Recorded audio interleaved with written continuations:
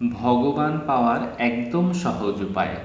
যদি আপনি স্বর্গে যেতে চান, বা যদি আপনি ভগবানের ধামে যেতে চান, বা যদি নরকে না যেতে চান, তাহলে কিন্তু আজ এই ভিডিওটি আপনার জন্য।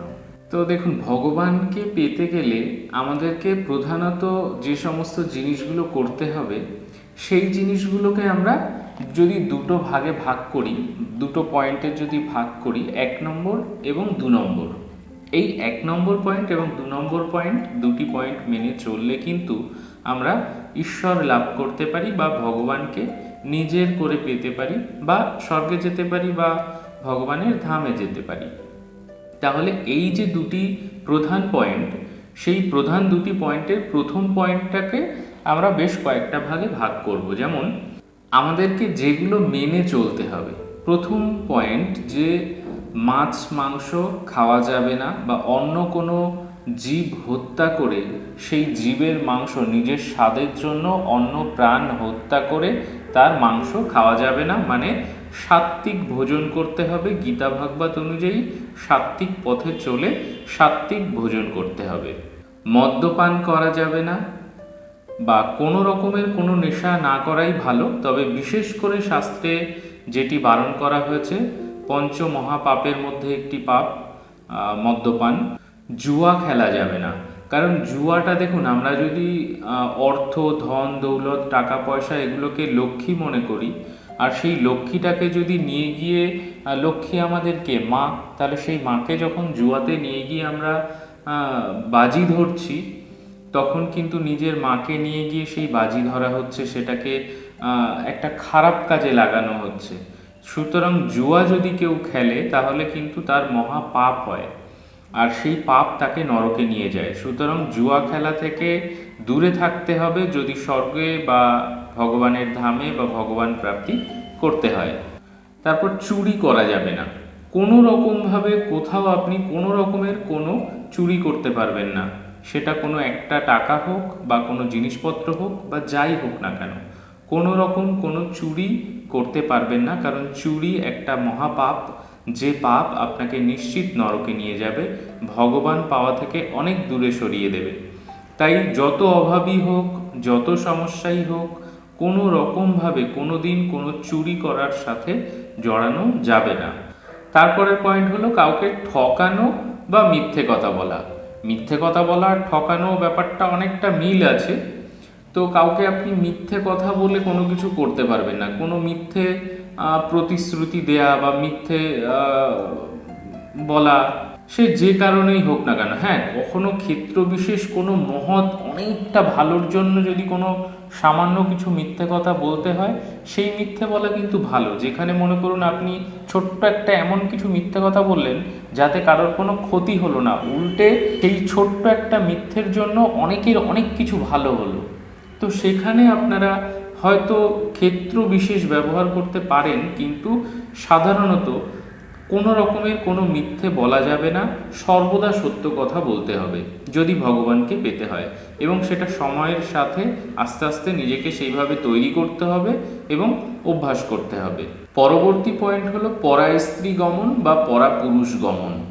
আজকাল এই যুগে আমরা প্রচুর আমাদের চারপাশে দেখতে পাই যে পরাস্ত্রী গমন বা পরাপুরুষ গমন। বহু মেয়েরা বা বউরা অন্যের স্বামীর সাথে বলুন, বা অন্যের পরপুরুষের সাথে, যেগুলো আমরা বলি, মেয়েরা কিন্তু জড়িয়ে পড়ে। আবার অনেক সময় ছেলেরা নিজের হয়তো বাড়িতে বউ আছে, তা থাকা সত্ত্বেও অন্য কোনো বউ বা মেয়ের সাথে অনেক রকম সম্পর্কে জড়িয়ে পড়ে। ঠিক এটাকেই আমরা বলছি পরা স্ত্রী বা পরা পুরুষ গমন। তো কোনো রকম কোনো পরা স্ত্রী পুরুষ পরা স্ত্রী গমন বা পরা পুরুষ গমন করা যাবে না, কারণ এটা মহা পাপের মধ্যে পড়ছে, যে পাপ কিন্তু আপনাকে নিশ্চিত নরকে নিয়ে যাবে। আপনি কখনো ভগবানের ধামে বা স্বর্গলোকে যেতে পারবেন না। তাই শুধুমাত্র নিজের স্ত্রীর সাথে আপনি ভালোবাসা রাখুন, সম্পর্ক রাখুন। কোনো রকম অন্যের কোনো স্ত্রী বা মা বোনেদের প্রতি কোনো রকম বাজে নজর পর্যন্ত দেয়া যাবে না, বাজে চিন্তা পর্যন্ত করা যাবে না। একদম পুরো নিজেকে সৎ পবিত্র রাখতে হবে।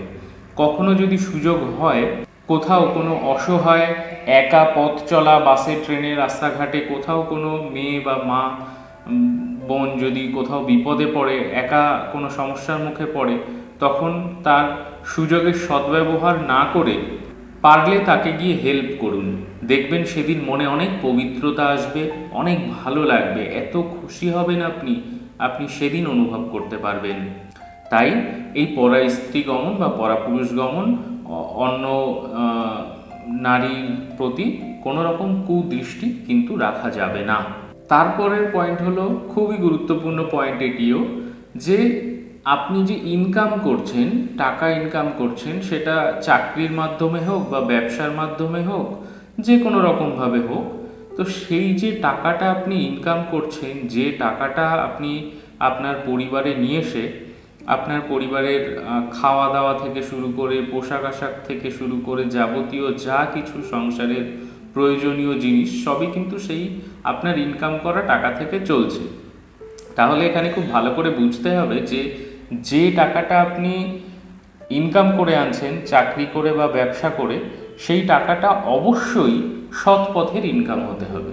কারণ কোনো রকম অসৎ পথের ইনকাম বা মানুষ ঠকিয়ে ইনকাম বা কারোর মনে কষ্ট দিয়ে বা কাউকে যে মানে এক কথায় বলা যায় অসৎ পথ, সে কাউকে ঠকিয়ে হোক, বদমাইশি করে হোক, জোর জুলুম করে হোক, মিথ্যে কথা বলে হোক, হ্যাঁ, কোনো রকম খারাপ অসৎ পথের ইনকাম যদি আপনি নিয়ে এসে আপনার পরিবারকে চালান, ভরণ পোষণ করেন, তাদের খাওয়া দাওয়া পোশাক আশাক যাবতীয় যা কিছু, তাহলে আপনার সাথে আপনার পরিবারের সকলের বুদ্ধি ধীরে ধীরে নষ্ট হবে। তারা কলির যে প্রভাব, সেই কলির প্রভাবে কিন্তু হারিয়ে যাবে, ঈশ্বর থেকে অনেক দূরে চলে যাবে, অনেক পৃথক হয়ে যাবে এবং প্রত্যেকের তাতে যে পাপ হবে সবাই কিন্তু নরকে যাবে।